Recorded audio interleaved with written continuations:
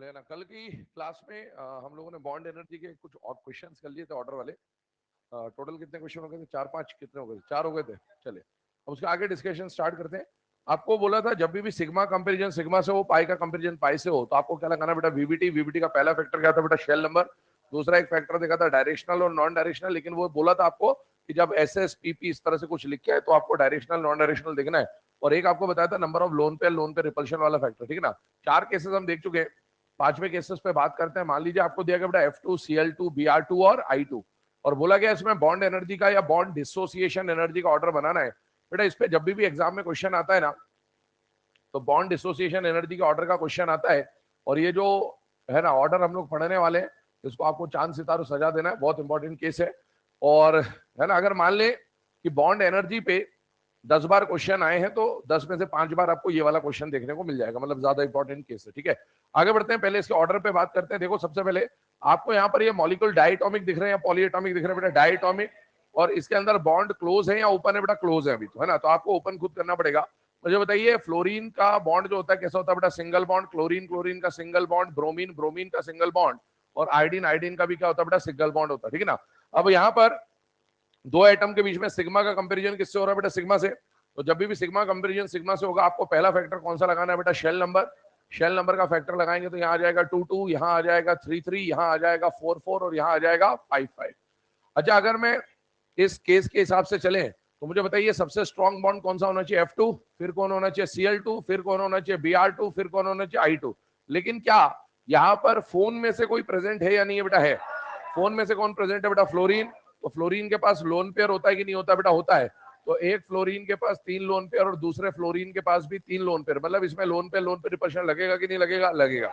अच्छा, ये जो लोन पे रिपल्शन लगेगा, उसकी वजह से बॉन्ड स्ट्रांग होगा या वीक हो जाएगा? वीक हो जाएगा। अब एक बात अपने को समझ में आ रही कि ये बॉन्ड जितना मजबूत होना था उसके मुकाबले कमजोर बनेगा, ठीक है ना। लेकिन अब ये कितना कमजोर बनेगा ये ऐसे नहीं बता सकते, उसको वैल्यू से देखकर पता चलेगा। भाई एफ जितना स्ट्रांग बनना था उसके मुकाबले तो ये वीक बनेगा, लेकिन हो सकता था कि ये वीक होने के बावजूद भी तीनों से स्ट्रांग ही रहता। हो सकता था ये इतना वीक हो जाता कि क्लोरीन से तो वीक हो जाता, लेकिन ब्रोमीन और आयोडीन से क्या रहता बेटा? स्ट्रांग। हो सकता था ये रिपल्शन की वजह से इतना वीक हो जाता कि क्लोरीन और ब्रोमीन से वीक हो जाता और आयोडीन से क्या रहता? स्ट्रांग। और हो सकता था ये इतना वीक हो जाता कि ये सभी से क्या हो जाता बेटा? वीक। तो इसका जो ऑर्डर देखा गया है उसमें फ्लोरीन फ्लोरीन में लगता है बेटा due to lone pair repulsion, है ना। ये लोन पेयर रिपल्शन की वजह से इसका जो ऑर्डर देखा गया है ये वाला ऑर्डर गलत है, और इसका जो सही ऑर्डर देखा गया है वो ऐसा देखा गया है कि बेटा Cl2 Br2 F2 और I2, ये ऑर्डर देखा गया है। मतलब फ्लोरीन कहां पर आ जाता है बेटा? थर्ड नंबर पे आ जाता है। थर्ड नंबर पे आने का रीजन क्या है बेटा? लोन पे रिपल्शन। लेकिन लोन पे रिपल्शन की वजह से यही क्यों आया, ये बात आपको किससे पता चलती है? इसकी वैल्यू से पता चलती है। हो सकता था ये वीक होके तब भी सबसे आगे रहता, हो सकता है यहाँ आता, हो सकता है यहाँ आता, हो सकता है यहाँ आता, बट इसकी जो वैल्यू है वो ये बताती है कि ये ऑर्डर में पीछे चला गया, और पीछे जाने का जो रीजन है वो क्या बेटा? Loan pair repulsion. ऑर्डर बहुत इंपॉर्टेंट है। आपको मैंने बोला था कि सिलेबस खत्म होने पर आपको 10 12 15 ऐसे एक्सेप्शन बोले जाएंगे जो आपको याद होना चाहिए। उनमें से एक एक्सेप्शन आपको बताया था Li प्लस और Mg2 प्लस, ठीक है। ये वो दूसरा एक्सेप्शन है जो आपको याद होना ही चाहिए, ठीक है। तो इस पर स्टार मार्क कर लेना। ये सेकंड नंबर का एक्सेप्शन है। ये ऐसा एक्सेप्शन है आपको कोई आधी रात को उठा ले कि भाई इसका हेलोजन का बॉन्ड डिसोसिएशन एनर्जी का ऑर्डर क्या होता है, तो रटा हुआ होना चाहिए। हेलोजन की बॉन्ड डिसोसिएशन का एनर्जी का ऑर्डर एक बार बोलेंगे सब लोग, क्या ऑर्डर है? Cl2 Br2 F2 I2। बोलिए क्या ऑर्डर है? फिर से बोलो क्या ऑर्डर है? Cl2 Br2 F2 I2। Fluorine पीछे क्यों गया? रीजन क्या है? Due to lone pair repulsion. फटाफट लिख लें इसे, आगे बढ़ते हैं।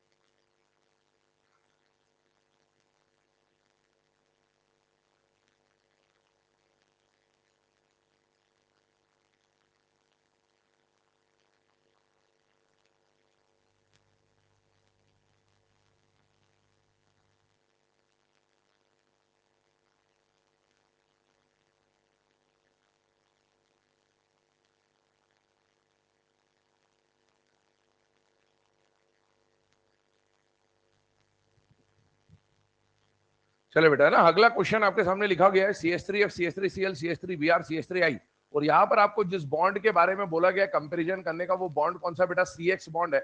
CX बॉन्ड कहने का मतलब है कार्बन हेलोजन बॉन्ड के बारे में बात हो रही, ठीक है ना। अब कार्बन हेलोजन बॉन्ड के बारे में जब हम बात करें तो बेटा सबसे पहले CF CCl CBr CI bond की बात हो रही है। इसका शेल नंबर क्या है बेटा? 22 23 24 25। बेटा यहाँ पर फोन में से कौन आ रहा है? फ्लोरीन आ रहा है, लोन पेयर है उसके पास। लेकिन क्या यहाँ पर लोन पेयर रिपल्शन लगेगा कि नहीं लगेगा? नहीं लगेगा, क्योंकि दूसरे वाले पे लोन पेयर नहीं है। और इसका मतलब यहाँ सिर्फ शेल नंबर से सॉल्व हो जाएगा। जिसका शेल नंबर कम है उसमें एटम पास है, एटम पास है तो अट्रैक्शन ज्यादा है, तो बॉन्ड स्ट्रेंथ बॉन्ड एनर्जी क्या हो जाएगी? ज्यादा, और सामने वाले की बॉन्ड स्ट्रेंथ बॉन्ड एनर्जी क्या हो जाएगी बेटा? कम हो जाएगी, ठीक है।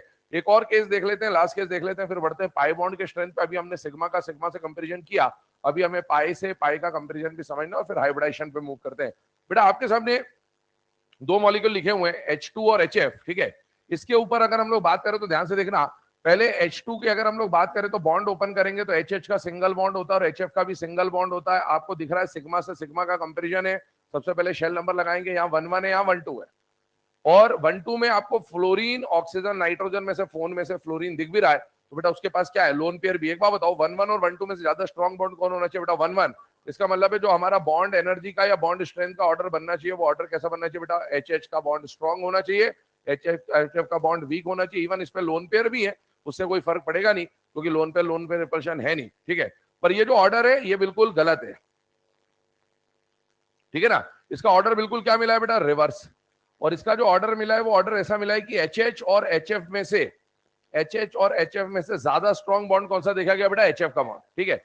अब जब इसके रीजन की बात करते हैं तो इसका रीजन क्या है? इसमें ऐसा बोलते हैं कि due to greater delta EN, है ना, इंक्रीज इन डेल्टा EN, इसमें डेल्टा EN बहुत ज्यादा होता है तो due to greater delta EN more is the ionic character, more is the ionic character. और बेटा जितना ज्यादा आयनिक कैरेक्टर होगा बॉन्ड की स्ट्रेंथ क्या हो जाएगी? उतनी ज्यादा। क्यों है ऐसा? आयनिक कैरेक्टर वाली बात क्यों आ रही है? ध्यान से देखिएगा जरा 2 मिनट के लिए।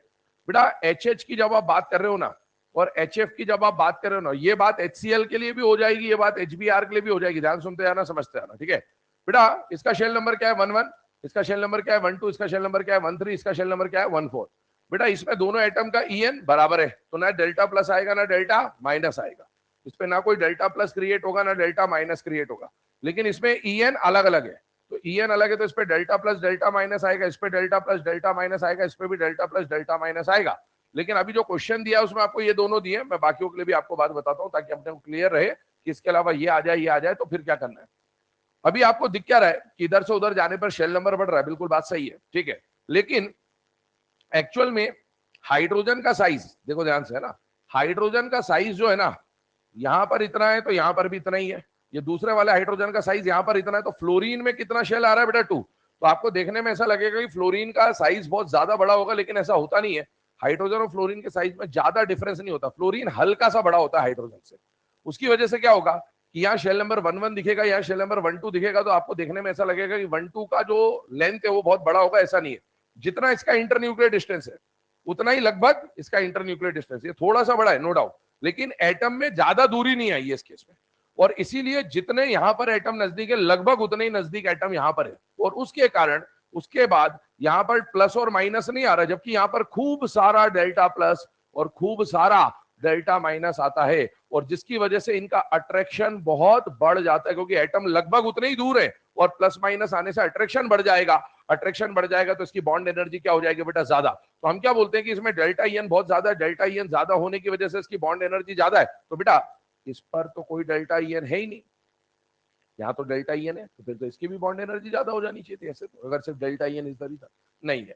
क्यों नहीं है? क्योंकि इसमें जो साइज है वो लगभग बराबर नहीं है। तो ये 1 1 और 1 2 वाला जो साइज है ना HH और HF का, ये लगभग बराबर होता है, इसीलिए डेल्टा EN काम कर जाता है। लेकिन इनमें 1 3 में साइज इतना डिफरेंस आ जाएगा कि वहां पर डेल्टा EN होने के बावजूद भी इसी का बॉन्ड स्ट्रॉन्ग होगा और इसका बॉन्ड क्या हो जाएगा? वीक। इसमें भी डेल्टा EN तो होगा, लेकिन बॉन्ड कौन सा स्ट्रॉन्ग होगा बेटा? HH। और HBr बॉन्ड क्या हो जाएगा? वीक। क्योंकि असली खेल डेल्टा EN के साथ साथ इंटर न्यूक्लियर डिस्टेंस का भी है, और यहां पर इंटर न्यूक्लियर डिस्टेंस दोनों के लगभग बराबर होते हैं। ये थोड़ा सा बड़ा है नो डाउट, पर उतना ही बड़ा है कि ये प्लस माइनस उसको कंपनसेट करके ज्यादा स्ट्रॉन्ग बॉन्ड बना देता है। तो वेरी इंपॉर्टेंट केस, एनसीईआरटी का क्वेश्चन है ये। एनसीईआरटी में डेटा गिवन है और कभी क्वेश्चन आ गया तो अगर आपको ये बात पता है तो ही सॉल्व होगा, अदरवाइज आप सॉल्व नहीं कर पाएंगे, ठीक है। तो नोट डाउन करिए, आगे बढ़ते हैं पाई बॉन्ड के केस पे।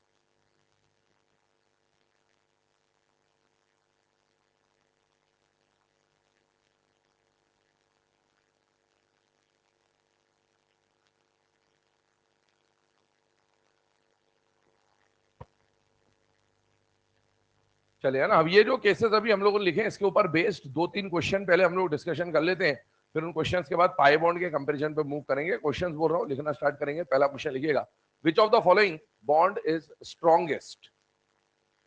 Which of the following bond is strongest? Which of the following bond is strongest?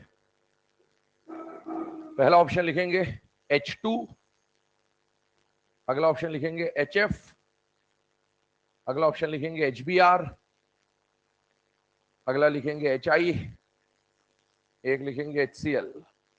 H2, HF, HBr, HI, HCl।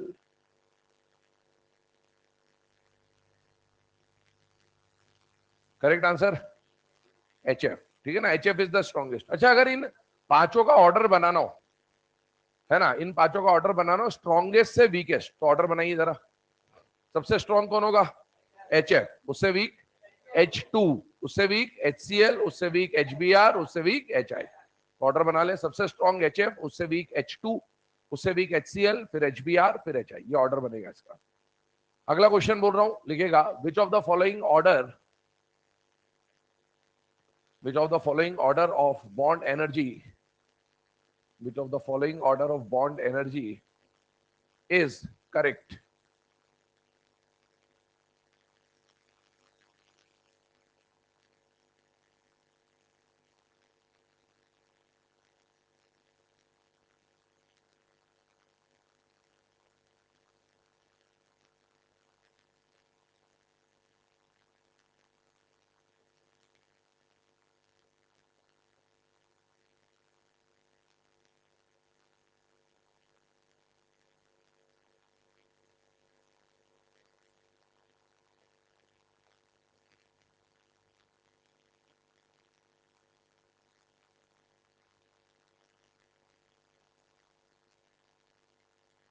Correct answer is fourth.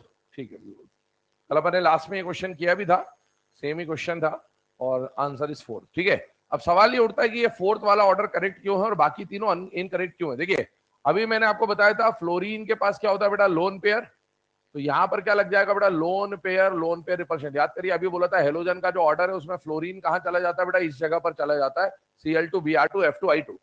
पर एक बात बताए, यहां पर भी जब हम ओल्ड स्टाइल से टीपो की बात कर रहे हैं या नहीं पढ़ना ऐसा सब्जेक्ट बायो की बात कर रहे हो, तो यहां पर भी आप सब में डाउन द ग्रुप जा रहे हो, डाउन द ग्रुप जा रहे हो, शेल नंबर बढ़ रहा है, शेल नंबर बढ़ रहा है, बॉन्ड वीक होना चाहिए था।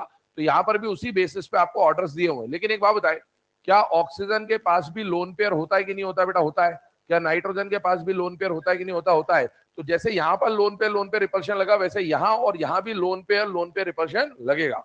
रिपल्शन की वजह से इनका बॉन्ड वीक होगा। बॉन्ड वीक होकर ये उतनी पीछे नहीं जाएंगे जितना पीछे फ्लोरीन चला गया था, क्योंकि उसमें 3-3 लोन पेयर थे।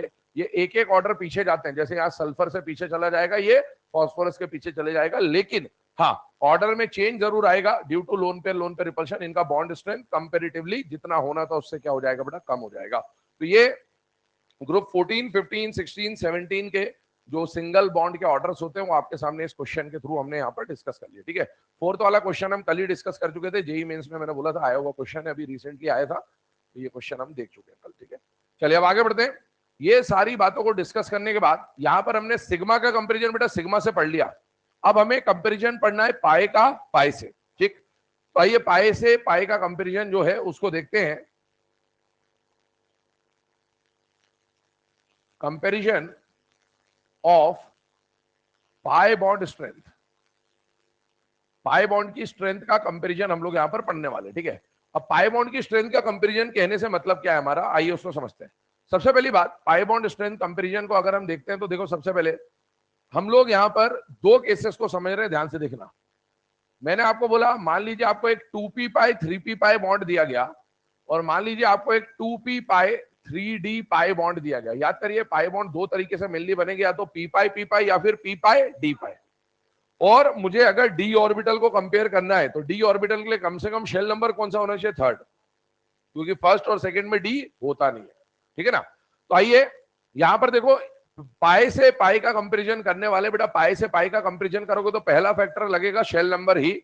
यहां पर शेल नंबर क्या है बेटा, 2-3। यहां पर भी शेल नंबर क्या है, 2-3। शेल नंबर सेम है, इसका मतलब है शेल नंबर से ये सॉल्व नहीं होगा। मान लीजिए यहाँ पर मैं बॉन्ड एनर्जी की बात कर रहा हूँ या पाई बॉन्ड स्ट्रेंथ की बात कर रहा हूँ। अगर ऐसा होता, पाई बॉन्ड के अलग अलग केसेस बन सकते हैं, जिनमें से 4 केस मैं आपके सामने अभी लिख देता हूँ और फिर हम बात करते हैं और इसको भी समझते हैं डिटेल में।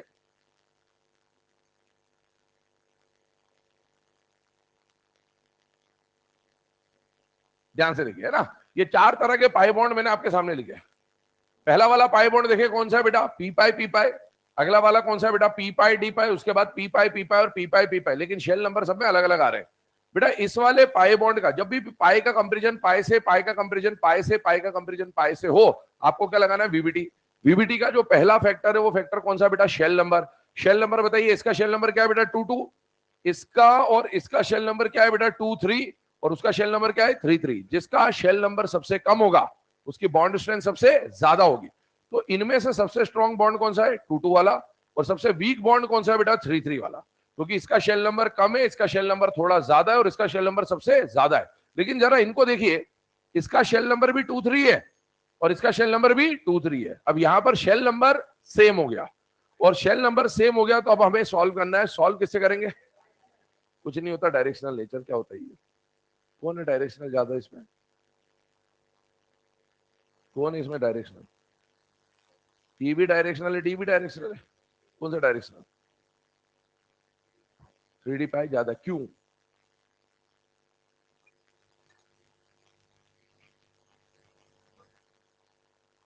भाई डायरेक्शनल का यहाँ कोई रोल नहीं है ना बच्चे। जनरली मार्केट में लोग क्या बोल देते कि डी का डायरेक्शनल नेचर ज्यादा है। काय का डी का डायरेक्शनल नेचर ज्यादा, कोई किताब नहीं लिखती डी का डायरेक्शनल नेचर ज्यादा है।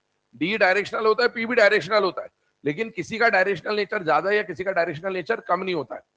इसमें जो सॉल्व होगा वो किससे सॉल्व होगा कि इस 2p पाई 3d पाई का जो एक्सटेंट ऑफ ओवरलैपिंग होगा वो ज्यादा होगा, और इस 2p पाई 3p पाई का एक्सटेंट ऑफ ओवरलैपिंग क्या होगा, कम। ठीक है, ध्यान से देखना। इसके लिए हम लोग बात कर रहे हैं ये क्यों ज्यादा स्ट्रॉन्ग, ये स्ट्रॉन्ग निकल के आएगा, अभी कंपेयर करके बताऊंगा क्यों होगा। Due to more extent of overlapping, इसका ओवरलैपिंग का एक्सटेंट ज्यादा होगा। क्यों ओवरलैपिंग का एक्सटेंड होगा, क्योंकि ये झुका हुआ होता है। कैसा होता है बेटा, झुका हुआ, टिल्टेड नेचर पे होता है, 45 डिग्री के एंगल पे होता है। जरा देखें इसके स्ट्रक्चर को समझते हैं बेटा। पाई बॉन्ड बनाना है तो मान लीजिए मुझे 2p और 3p बनाना है। पाई बॉन्ड बनाने के लिए जो ऑर्बिटल होना चाहिए वो एक्सिस पर नहीं होना चाहिए, एक्सिस के अबव एंड बिलो वाला होना चाहिए। यहाँ पर 3p ले रहे हैं तो एक्सिस के अबव एंड बिलो वाला होना चाहिए। यहाँ पर 2p बना रहा हूं तो अगेन ये भी जो होना चाहिए वो एक्सिस के अबव एंड बिलो होना चाहिए। और 3D का डायग्राम कल हमने देखा था कि कुछ इस तरह का डायग्राम 3D का बन के आ जाता है, ठीक है ना। अब इसके आगे अगर हम लोग डिस्कशन करें तो क्या क्या पॉसिबिलिटीज बन सकती है, आइए उसको देखते हैं। सबसे पहले ये जो है, ये 2p लिया ऑर्बिटल, ये 3p लिया ऑर्बिटल, और ये 2p लिया, और ये कौन सा लिया बेटा, 3d। अब मान लो ये इससे ओवरलैप करने जा रहा है, 2p किससे ओवरलैप करने जा रहा है, 3p से, और 2p किससे ओवरलैप करने जा रहा है, 3d से। ये बात बताओ, क्या दोनों में 2p जो ओवरलैप करने जा रहे हैं वो कॉमन है या नहीं है बेटा, है। तो अपन दो डायग्राम में ना समझ के एक डायग्राम से समझते ताकि हमें क्लैरिटी मिल जाए। तो बेटा दोनों का 2p मैंने यहाँ कॉमन बना दिया, ठीक है ना। 2p को ओवरलैप करना है, 2p को ओवरलैप करना है, दोनों का 2p एक जगह बना दिया। मुझे बताओ ये कौन है बेटा, 3p, और ये कौन है बेटा, 3d। क्या दोनों का शेल नंबर सेम है या नहीं है? अच्छा, इसका सेंटर और इसका सेंटर कॉमन होगा, ठीक है। तो इसको उठा के जैसे ही मैं यहां रखता हूं तो डायग्राम में जो P बन के आएगा वो यहां बन के आएगा। इसको उठा के यहां रख दूंगा तो P ऐसा बन के आएगा। देखिएगा जरा ध्यान से, ये जो मैं बना रहा हूं ये कौन सा ऑर्बिटल है, D। ये मैंने कौन सा बना दिया, 3D। ये 2p और 3D बन गए। और 2p और 3p में 2p तो यहां ले लिया अपन ने, 3p का मैं कलर चेंज कर देता हूं ताकि अलग से विजिबल हो जाए। तो बेटा 3p को अपन ने इसको उठा के यहां सेंटर पे रख दिया, तो ये क्या बन गया बेटा, ग्रीन कलर से 3p।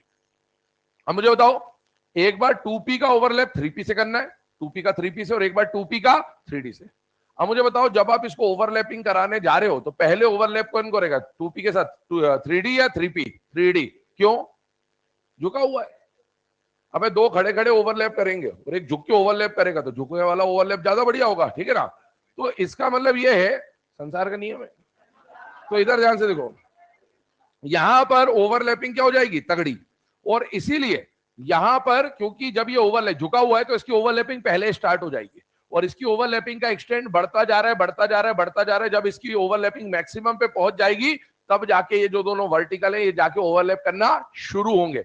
और इसीलिए at any moment of time 2p 3d का जो ओवरलैपिंग का एक्सटेंड होगा वो ज्यादा होगा, और इसका 2p 3p का जो एक्सटेंट ऑफ ओवरलैपिंग होगा वो कम होगा। और जिसका एक्सटेंट ऑफ ओवरलैपिंग ज्यादा होगा उसकी बॉन्ड स्ट्रेंथ भी क्या हो जाएगी, ज्यादा। तो ये ऑर्डर बन के आ जाता है। पर ध्यान रखना, पी पाई और पी पाई डी पाई और पी पाई डी पाई में से ज्यादा स्ट्रॉन्ग बॉन्ड कौन सा है बेटा? पी पाई डी पाई। क्यों ज्यादा स्ट्रॉन्ग है? एक्सटेंट ऑफ ओवरलैपिंग ज्यादा होगी। लेकिन ये बात कब है? जब शेल नंबर सेम होंगे, वरना अगर शेल नंबर अलग अलग है तो फिर पहली प्रायोरिटी आपको शेल नंबर को देनी है। जिसका शेल नंबर कम होता है वो बॉन्ड स्ट्रॉन्ग होता है। लेकिन अगर शेल नंबर सेम है और पी पाई और पी पाई डी पाई है तो डी पाई वाला बॉन्ड ज्यादा स्ट्रॉन्ग होगा। नोट डाउन कर लें पहले इस डायग्राम को।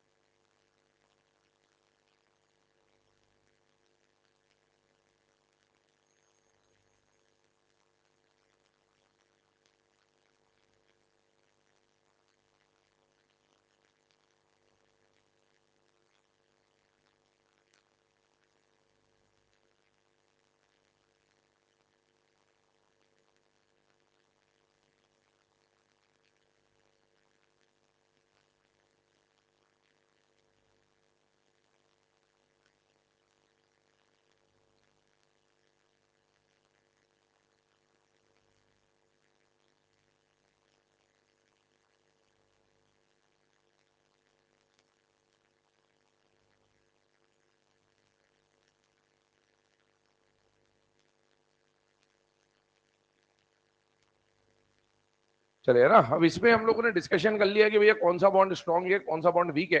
पी पाई और पी पाई डी पाई में से कौन सा बॉन्ड स्ट्रॉन्ग होगा बेटा? डी पाई वाला। लेकिन ये बात कब वैलिड है? जब शेल नंबर क्या रहेगा बेटा? सेम। ठीक है, इसका रीजन पहले लिख दिया है। पी पाई डी पाई ज्यादा स्ट्रॉन्ग क्यों है? Due to greater extent of overlapping. और उसके आगे भी लिख लेना because D orbital is bent in shape या टिल्टेड इन नेचर, है ना, झुका हुआ होता है डी ऑर्बिटल का जो शेप होता है। और इस वजह से उसकी ओवरलैपिंग का जो एक्सटेंट होगा वो कंपेरेटिवली अपने को क्या मिलेगा बेटा? ज्यादा।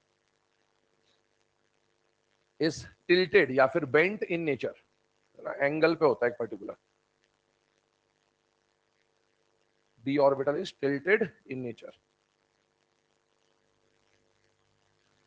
चलिए, है ना। अब यहां पर ये जो पाई बॉन्ड का कंपैरिजन अभी हमने देखा, इस पाई बॉन्ड के कंपैरिजन के बाद आगे बढ़ते हैं हम लोग। दो क्वेश्चंस हम लोगों को डिस्कशन करने हैं जो एनसीईआरटी के ऊपर बेस्ड है। और इसमें आपको बात करनी है बेटा दो बॉन्ड्स के बारे में, एक N2 और P2 के बारे में बात करना है हमें। और एक डिस्कशन हमें करना है, एग्जांपल नंबर 2 जो है वो है CO2 और SiO2 के बारे में। ध्यान से देखते जाइएगा बेटा। सबसे पहले हम लोग यहाँ पर N2 और P2 की बात कर रहे हैं, और N2 और P2 में क्या कंडीशंस है आइए उस पर बात करते हैं। सबसे पहली बात, क्या नाइट्रोजन और फास्फोरस सेम ग्रुप के मेंबर हैं या नहीं बेटा? है। और कार्बन और सिलिकॉन भी सेम ग्रुप के मेंबर हैं या नहीं बेटा? है। तो यहाँ पर सेम ग्रुप के बारे में बात हो रही है। एक्चुअल में ये जो दोनों क्वेश्चन फ्रेम हुए ये ऐसे फ्रेम हुए कि एनसीईआरटी में हम लोगों ने बात करी थी, एक देखो सेकंड पीरियड के जो एलिमेंट होते हैं ना, लिथियम, बेरिलियम, बोरॉन, कार्बन, ये एनोमलस बिहेवियर दिखाते हैं। कौन सा बिहेवियर? अब एनोमलस बिहेवियर का मतलब क्या होता है? अपने ग्रुप के मेंबर से ये कुछ अलग प्रॉपर्टी दिखाते हैं। ठीक है ना। तो आइए उसी पे रिलेटेड ये क्वेश्चन है। एनसीईआरटी में ग्रुप 15 में जब नाइट्रोजन का एनोमलस बिहेवियर एनसीईआरटी लिखता है तो वहां एनसीईआरटी क्या लिखता है कि भाई nitrogen can form multiple bond with itself, मतलब नाइट्रोजन खुद के साथ डबल ट्रिपल बॉन्ड बनाने की टेंडेंसी रखता है। लेकिन फास्फोरस खुद के साथ मल्टीपल बॉन्ड बनाने की टेंडेंसी नहीं रखता है। तो ऐसा डायग्राम एग्जिस्ट नहीं करता है, लेकिन ऐसा डायग्राम एग्जिस्ट करता है। अब ऐसा क्यों है कि ये तो मल्टीपल बॉन्ड बना लेता है खुद के साथ, लेकिन ये खुद के साथ मल्टीपल बॉन्ड नहीं बना पाता? बेटा एक बात बताओ, मल्टीपल बॉन्ड बनाना है मतलब मुझे सिग्मा बॉन्ड बनवाना है या पाई बॉन्ड बनवाना है? पाई। भैया सिंगल बॉन्ड बनेगा तो सिग्मा रहेगा, और उसके बाद मल्टीपल मतलब डबल ट्रिपल बनाना है तो उसमें कौन सा बॉन्ड आएगा? पाई। तो इसमें पाई बॉन्ड बनता है और इसमें पाई बॉन्ड नहीं बनता। यही कारण होगा, तभी तो ऐसा हो पा रहा है इसमें और इसमें नहीं हो पा रहा है। तो पाई बॉन्ड इसमें क्यों नहीं बन पा रहा है? क्योंकि इसका पाई बॉन्ड कंपेरेटिवली क्या होगा? वीक। बेटा दो एटम के बीच का पहला बॉन्ड कौन सा? सिग्मा। दो एटम के बीच का पहला बॉन्ड कौन सा? सिग्मा। सिग्मा के एग्जिस्टेंस पे कभी शक नहीं करते क्योंकि sigma is always stronger than pi bond.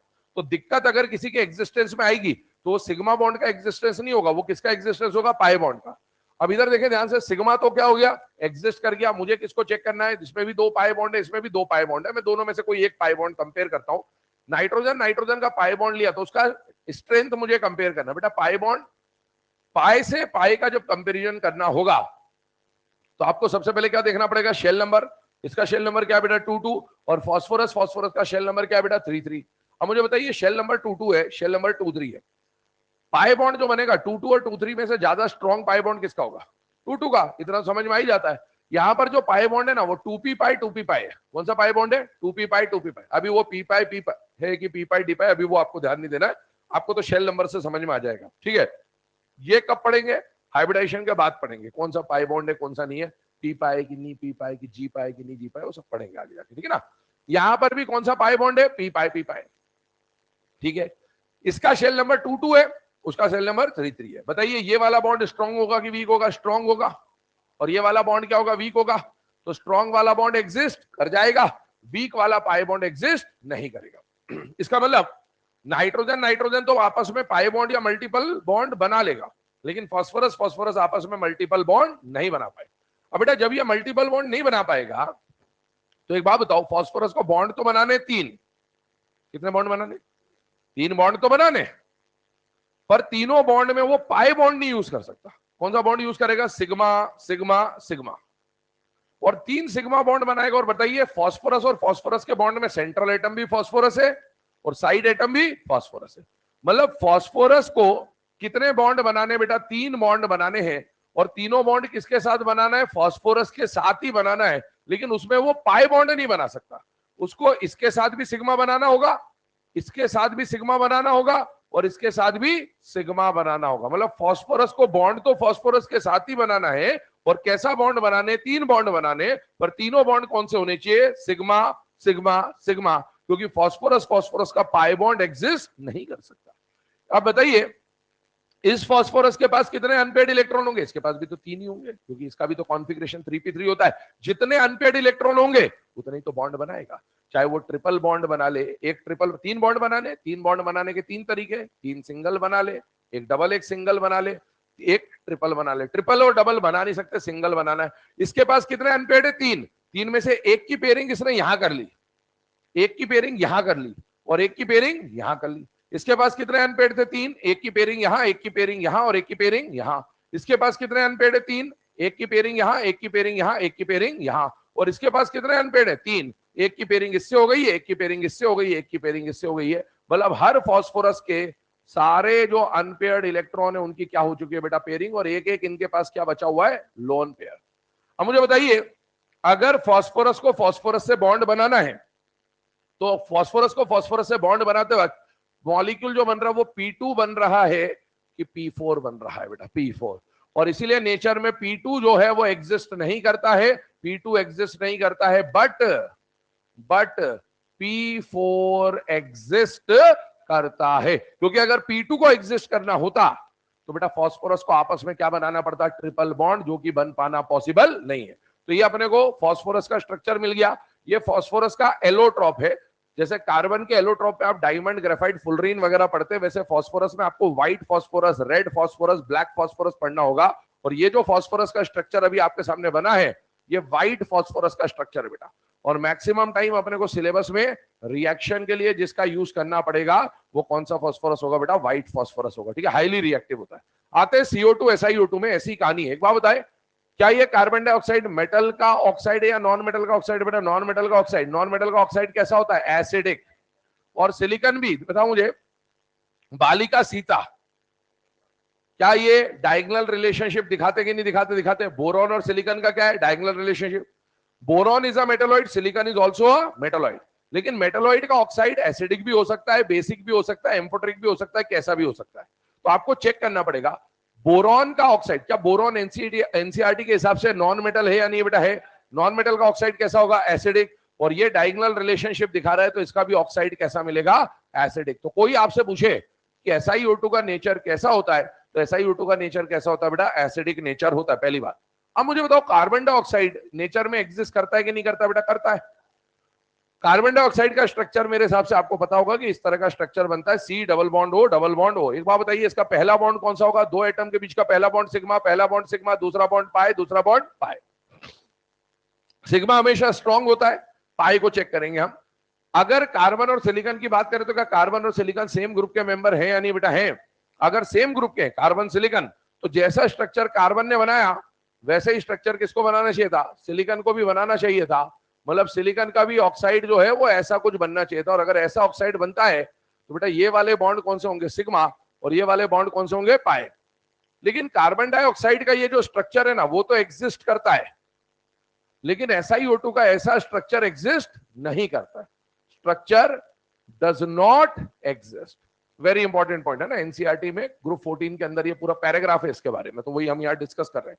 SiO2 का ऐसा स्ट्रक्चर नहीं बनता। क्यों नहीं बनता? क्योंकि इसका अगेन जो पाई बॉन्ड है वो स्ट्रॉन्ग है और इसका पाई बॉन्ड वीक है, तो ये पाई बॉन्ड बन नहीं पाएगा। पाई बॉन्ड नहीं बन पाएगा तो ऑक्सीजन का ये जो बॉन्ड है इधर खुल जाएगा, और ऐसे ये बॉन्ड नहीं बन पाएगा तो इसका बॉन्ड यहां खुल जाएगा, और सिलिकॉन के ये बॉन्ड नहीं बनेंगे तो सिलिकॉन का बॉन्ड ऊपर और नीचे खुल जाएगा। ध्यान से दिखते आएगा बेटा, यहाँ पर जो पाई बॉन्ड है ये 2p पाई होगा। कार्बन और ऑक्सीजन दोनों सेकंड पीरियड के एलिमेंट है, तो बेटा 2 शेल नंबर बनेगा। और यहां पर सिलिकॉन और ऑक्सीजन का जो पाई बॉन्ड होगा, चाहे ये ले लो चाहे ये ले लो, मैं इसके हिसाब से बता रहा हूं, तो सिलिकॉन का शेल नंबर 3 होता है, ऑक्सीजन का शेल नंबर 2 होता है। तो यहां पर जो पाई बॉन्ड बनेगा वो 3-2 वाला पाई बॉन्ड बनेगा। बेटा एक जगह पाई बॉन्ड 2-2 बन रहा है, एक जगह पाई बॉन्ड 2-3 बन रहा है। दोनों में से स्ट्रॉन्ग बॉन्ड कौन सा होगा? पहला वाला। जो स्ट्रॉन्ग वाला पाई बॉन्ड होगा वो स्ट्रॉन्ग वाला पाई बॉन्ड क्या कर जाएगा बेटा? एग्जिस्ट कर जाएगा। और जो वीक वाला पाई बॉन्ड होगा वो एग्जिस्ट नहीं करेगा। इसका मतलब है ये बॉन्ड एग्जिस्ट कर गया, वो बॉन्ड एग्जिस्ट नहीं करा। अगर ये बॉन्ड एग्जिस्ट कर गया तो CO2 को तो जैसा बनना था वैसा मिल गया। अच्छा CO2 ऐसा मिल गया तो अब कार्बन का कोई बॉन्ड खाली नहीं है, ऑक्सीजन का कोई बॉन्ड खाली नहीं है। जब बॉन्ड ही खाली नहीं है तो इसका मतलब ये ऐसे का ऐसा एग्जिस्ट करेगा, और ऐसा स्ट्रक्चर, इसको बोलते हैं मोनोमर स्ट्रक्चर, है ना, अकेला है मोनोमर है। तो मोनोमरिक स्ट्रक्चर जो होता है ना, उसको एक और नाम देते हैं, उसको बोलते हैं डिस्क्रीट यूनिट। क्या बोलते हैं बेटा? Discrete unit. नाम ध्यान सुन लेना है ना, एग्जाम में क्वेश्चन आते हैं। डिस्क्रीट का मतलब होता है अकेला। डिस्क्रीट स्ट्रक्चर बोल दूं या फिर मोनोमेरिक स्ट्रक्चर बोल दूं, बात एक ही है। तो आपको समझ में आना चाहिए कि CO2 का स्ट्रक्चर कैसा होता है बेटा? डिस्क्रीट स्ट्रक्चर होता है, मोनोमेरिक स्ट्रक्चर होता है। ठीक है, अब आते हैं SiO2 पे। SiO2 का स्ट्रक्चर ऐसा बनता अगर पाई बॉन्ड बन पाते, पर इसका पाई बॉन्ड तो बनता ही नहीं है। तो इसका स्ट्रक्चर कैसा मिलता है, आइए उस पर बात करते हैं। इसमें क्या होता है, सिलिकॉन को बनाने कितने बॉन्ड? 4, 1 2 3 4। आ रहा हूं, 2 मिनट दे दो बस, बस 2 मिनट का गया पीयूष पापा, है ना? हाँ, SiO2। ठीक है, तो SiO2 की बात करें, ध्यान से सुनिएगा। यहां पर ये जो 4 ऑक्सीजन है, ध्यान से देख लेना ना, सिलिकॉन को 4 बॉन्ड बनाने और एक ऑक्सीजन को कितने बॉन्ड बनाने? 2। सिलिकॉन के चारों बॉन्ड यहां पर ओपन कर दिए, और ऑक्सीजन को देख लीजिए, है ना, ऑक्सीजन की वैलेंसी खाली हो गई। एक्चुअल में क्या होगा, यहां पर चेन बनती जाएगी, SiO SiO Si की ऐसी चेन बनती जाएगी अल्टरनेट पोजीशन पे। ठीक है, SiO SiO Si SiO SiO Si, इस तरह से चेन बनती जाएगी बनती जाएगी बनती जाएगी, आगे भी है ना, SiO SiO Si, और यहां पर भी SiO SiO SiO, ऐसे ये चेन हर तरफ ये चेन आगे बढ़ती जाएगी, यहां भी बढ़ेगी यहां भी बढ़ेगी। अब इस चेन को जरा देखें तो यहां पर सिलिकॉन ने कितने बॉन्ड बनाए? 4। सिलिकॉन को कितने बॉन्ड बनाने थे? 4। ऑक्सीजन ने कितने बॉन्ड बनाए? 2। ऑक्सीजन को कितने बॉन्ड बनाए? 2। लेकिन सिलिकॉन और ऑक्सीजन में पाई बॉन्ड नहीं बन सकता था। कौन सा बॉन्ड बन सकता था? सिग्मा। वो इन्होंने बना लिया और इस तरह से स्ट्रक्चर बना। एक काम करें, जब तक इसको नोट करें फिर इसका आगे का डिस्कशन करते हैं।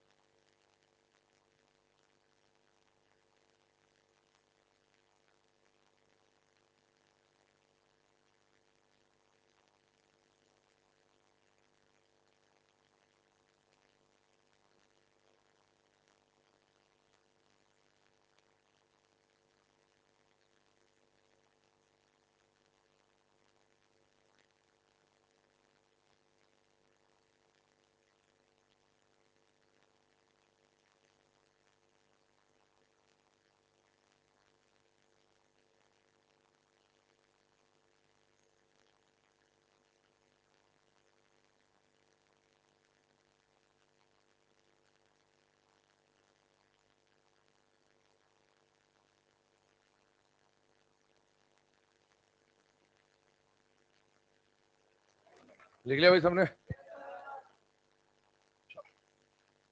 आइए, है ना, यहाँ पर डिस्कशन हम लोग आगे बढ़ाते हैं इसमें। देखो इसका स्ट्रक्चर मैंने बोला था आपको कि सिलिकॉन ने कितने बॉन्ड बना रखे बेटा? 4। ऑक्सीजन ने बना रखे 2 बॉन्ड। लेकिन हर जगह सिलिकॉन का जो ऑक्सीजन के साथ बॉन्ड बना हुआ है वो SiO SI का बॉन्ड आपको दिख रहा है। और इस बॉन्ड में आप एक बात चेक कर सकते हैं कि कहीं पर भी सिलिकॉन और ऑक्सीजन में डबल बॉन्ड का फॉर्मेशन नहीं हुआ है। सिर्फ और सिर्फ किसका फॉर्मेशन हुआ बेटा? सिंगल बॉन्ड का। ठीक है ना? एक बात और देखें, ये स्ट्रक्चर में सिंगल यूनिट है या पॉलीमेरिक यूनिट है बेटा? पॉलीमेरिक। चेन बनती जा रही है ना, तो ध्यान रखना इसका स्ट्रक्चर अपन ने कैसा बोलता है? डिस्क्रीट। और इसका स्ट्रक्चर कैसा बोला जाएगा बेटा? पॉलीमेरिक। ठीक है ना? तो ये ध्यान रखिएगा, पॉलीमेरिक स्ट्रक्चर है। एक और बात ध्यान देना, इसमें जो स्ट्रक्चर बना हुआ है, इस स्ट्रक्चर के बारे में बात की जाए तो क्या यहां पर एक रिंग बनती हुई दिख रही कि नहीं दिख रही बेटा? दिख रही है ना? यहां पर अपन ने जरा सा स्ट्रक्चर बनाया है, अगर अपन डिटेल में बनाएंगे ना तो वैसे स्ट्रक्चर इसका ऐसे लंबा सा स्ट्रक्चर बनता जाएगा। SiO SiO SI ऐसे चेन बनती जाएगी। यहां पर भी SiO SI की चेन बनती जाएगी। इसी तरीके से नीचे भी SiO SI पैरेलल बिल्कुल है ना, SI के नीचे SI, O के नीचे O, इस तरह से चेन बनती जाएगी। यहां पर भी O आ जाएगा। और फिर सिलिकॉन सिलिकॉन को ऑक्सीजन से जोड़ते जाइए, सिलिकॉन सिलिकॉन को ऑक्सीजन से जोड़ते जाइए। और यहां पर भी ऑक्सीजन और ये चेन आगे बढ़ते जाएगी, ऑक्सीजन और ये चेन आगे बढ़ती जाएगी, ऑक्सीजन और ये चेन आगे बढ़ती जाएगी। यहां भी ऑक्सीजन चेन आगे बढ़ेगी, ऑक्सीजन चेन आगे बढ़ेगी, ऑक्सीजन और चेन आगे बढ़ेगी। इस तरह से स्ट्रक्चर बन जाएगा पॉलीमेरिक। ठीक है ना? अब स्ट्रक्चर में आप देखें तो क्या यहां पर रिंग बनती जाएंगी कि नहीं बनती जाएंगी? बनती जाएंगी। यहां पर भी अगला जब SiO SI आएगा रिंग बनती जाएगी। इस रिंग में कितने मेंबर दिख रहे हैं बेटा आपको? कौन सी आंख से देख रहा है बेटा? 4 दिख रहे जो तेरे को, गिन तो ले। कितने मेंबर है? 8 मेंबर है। ठीक है ना? 8 मेंबर की रिंग है। 8 मेंबर की रिंग है तो उसके अंदर कितने सिलिकॉन एटम है बेटा? 4। और कितने ऑक्सीजन एटम है बेटा? 4। ये बात एनसीईआरटी में लिखी हुई है ग्रुप 14 के अंदर कि SiO2 का जो स्ट्रक्चर होता है पॉलीमेरिक होता है और इसमें 8 मेंबर की रिंग होती है। उस 8 मेंबर रिंग में 4 सिलिकॉन एटम होते हैं और 4 ऑक्सीजन एटम होते हैं। पॉइंट को लिख लेना इस बात को। पॉलीमेरिक स्ट्रक्चर आपको लिख लेना है, SiO2 का स्ट्रक्चर पॉलीमेरिक होता है। और लिख लेंगे it contains 8 membered ring. It contains 8 membered ring. It contains 8 membered ring in which 4 silicon atom and 4 oxygen atoms are present. In which 4 silicon atom and 4 oxygen atoms are present. In which 4 silicon and 4 oxygen atoms are present. ठीक है? इसमें एक और बात समझे, अभी ये structure को देखिए जरा ध्यान से। हम लोग जिसकी बात कर रहे थे स्ट्रक्चर की, वो मॉलिक्यूल कौन था बेटा? SiO2। ध्यान सुनना है ना, CO2 के जैसा कौन था बेटा? SiO2। SiO2 में एक बात बताओ, इसका नाम क्या लिखोगे? जैसे CO2 का नाम क्या होता है बेटा? Carbon dioxide. वैसे SiO2 का नाम क्या बोलोगे? Silicon dioxide. ठीक है ना? तो पहली बात तो इसका नाम क्या होगा बेटा? Silicon dioxide. और इसको एक और नाम से जाना जाएगा आपके सिलेबस में, उसका नाम क्या होगा बेटा? सिलिका। तो ध्यान सुनना, कभी भी ऐसा नाम आ जाए सिलिका तो समझ जाइएगा सिलिका कहने का मतलब है हम किसके बारे में बात कर रहे हैं? SiO2 के बारे में। सिलिकॉन डाइऑक्साइड का ही एक फॉर्म होता है जिसको क्या बोला जाता है बेटा? सिलिका। ये सिलिका का स्ट्रक्चर है। दूसरी बात एक और देखें बेटा, यहां पर सर आपने फॉर्मूले में लिखा है कि सिलिकॉन से कितने ऑक्सीजन जुड़े हैं? 2। लेकिन जब अपन स्ट्रक्चर बना रहे हैं तो सिलिकॉन से कितने ऑक्सीजन जोड़ रहे हैं अपन? 4। जरा ध्यान से देखिए। और यहां लिख रहे हैं अपन SiO2 और वहां बना रहे हैं अपन SiO4। ऐसा तो नहीं होना चाहिए, कुछ तो गड़बड़ है। गड़बड़ क्या है? एक बात समझना आपको। मुझे एक बात बताओ, ये जो ऑक्सीजन है, ये वाला जो ऑक्सीजन है ना, ये वाला जो ऑक्सीजन है, क्या ये सिर्फ इसी सिलिकॉन से जुड़ा है या 2 के बीच में शेयर हो रहा है बेटा? शेयर हो रहा है मतलब एक का तो नहीं है, दोनों का अधिकार है। दोनों का अधिकार बराबर बराबर है। तो ऐसा जो ऑक्सीजन जो 2 सिलिकॉन में बंटवारा हो रहा है, उसका एक सिलिकॉन में कंट्रीब्यूशन कितना माना जाएगा? आधा। वैसे ये वाला जो ऑक्सीजन होगा ये भी 2 में बटा है तो आधा, यहां पर भी आधा और यहां पर भी 2 में कंट्रीब्यूशन है आधा। तो चारों ऑक्सीजन का आधा आधा आधा आधा कंट्रीब्यूशन एक सिलिकॉन में। तो कुल मिला के फॉर्मूला जो बन के आएगा वो क्या बन के आएगा? SiO2। स्ट्रक्चर बनते वक्त क्या बनेगा? SiO4। लेकिन वो है क्या? SiO2, क्योंकि हर ऑक्सीजन क्या हो रहा है बेटा? 2 सिलिकॉन के बीच में शेयर हो रहा है। तो ये ध्यान रखिएगा इस बात को कि कैसे ये स्ट्रक्चर फ्रेम होता है। ठीक है? अब आगे बढ़ते हैं अगले पॉइंट की तरफ। नेक्स्ट जो पॉइंट अपने को समझना, वो पॉइंट क्या है? तो उसमें जो हम टॉपिक स्टार्ट कर रहे हैं वो टॉपिक है बेटा need of hybridisation. Need of hybridisation, कि भाई हाइब्रिडाइजेशन की क्या जरूरत होती है? नीड ऑफ हाइब्रिडेशन, हाइब्रिडेशन की क्या जरूरत होती है, हम इस पे बात कर रहे हैं। ठीक है? अब नीड ऑफ हाइब्रिडाइजेशन की बात करें या हाइब्रिडाइजेशन की क्या जरूरत होती है इस पर बात करें तो ध्यान सुनिएगा। मान लो एक मॉलिक्यूल लिया अपन ने, और कैसा मॉलिक्यूल लिया? Poly atomic. कैसा मॉलिक्यूल? पॉली। मैंने आपको बोला था वीबीटी का इस्तेमाल और एमओटी का इस्तेमाल हम किसके लिए करेंगे? डायटोमिक के लिए। और पॉली एटॉमिक के लिए कैसा एग्जांपल लेंगे हम लोग? हाइब्रिडाइजेशन। चलिए काम करो, बंद करो, कभी आगे बढ़ेंगे बाद में। छुट्टी जाओ।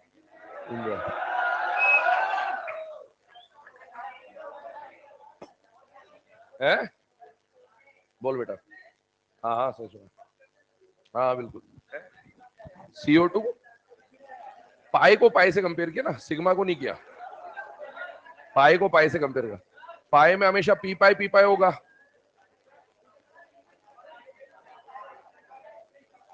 शेल नंबर, बस शेल देखना है, पी या डी नहीं देखना अभी आपको। वीबीटी जो है वो सिग्मा बॉन्ड के, पॉली एटॉमिक और डायटोमिक दोनों में। फ्लो चार्ट बनाया था तूने? एक फ्लो चार्ट बनवाया था मैंने शुरू में। निकलो जो हो गया जिसने, कोई परेशानी। ये पाई बॉन्ड देख दोनों में। मेरा वर्तन देखा? पाई बॉन्ड दोनों में किससे बना है? पी पाई और पी पाई डी पाई, चाहे वो डायटोमिक हो चाहे वो पॉली एटॉमिक, उसमें फर्क नहीं पड़ता है ना। चलो बाकी स्टार्ट करें मंडे से, ठीक है ना।